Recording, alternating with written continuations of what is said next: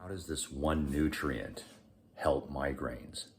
This is fascinating. So first of all, how do you even know you're having a migraine? Well, most people know, but if you're not familiar with migraines, migraines are a very bad headache that tend to occur on one side or the other. A lot of times people will get nauseated, they'll feel sick, sometimes they'll throw up.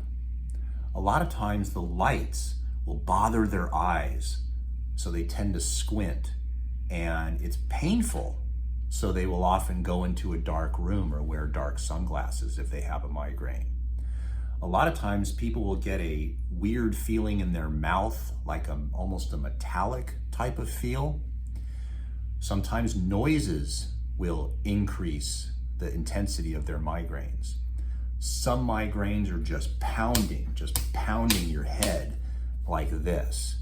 But again, it's always on one side. They'll feel it in the temple, they'll feel it in the front, back of the head. Now, migraines can be caused from a number of different things. There's genetic components, there's hormonal components, there's environmental components.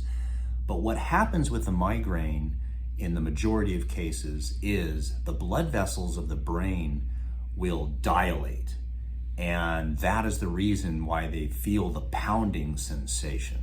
And what's interesting for a lot of people is if they're getting a migraine and their blood vessels are dilating, one of the effects of caffeine, particularly in coffee, is that the coffee will constrict the blood vessels, thus relieving the pain of the migraine. Now, depending on the bean that you're using, a typical cup of coffee will have around 130 milligrams of caffeine. This is why, for example, Excedrin migraine, which is a typical over-the-counter medication for migraine headaches, will have about 65 milligrams of caffeine in them. That's the main active ingredient that separates the Excedrin from the Excedrin migraine. It's caffeine.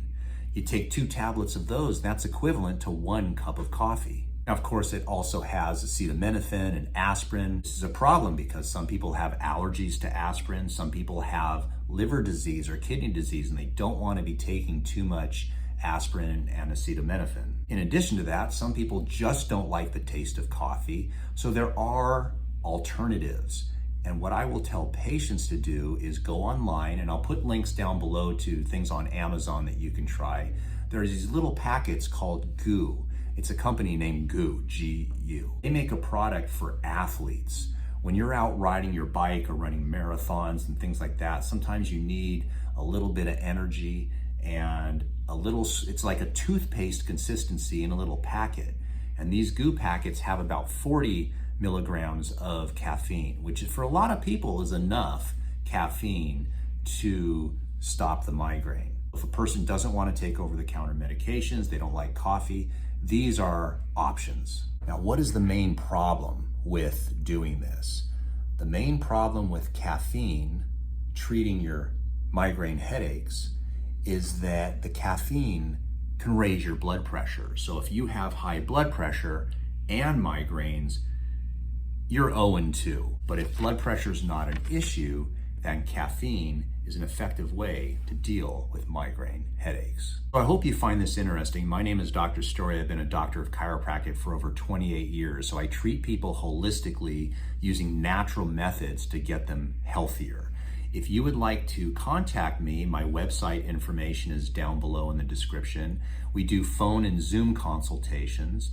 We separate these times as if you were a real patient in my office. So we do these things in addition to my regular practice at various times. There is a fee for it, so if you want to consult me, there's a link down below. In addition to that, I also have a Patreon account, so you can go to Patreon if you'd like to help me support my channel. I want to get this information out to as many people as I can, and I just can't do that unless you're giving me a thumbs up, subscribing to the channel, making comments down below, and sharing it on social media.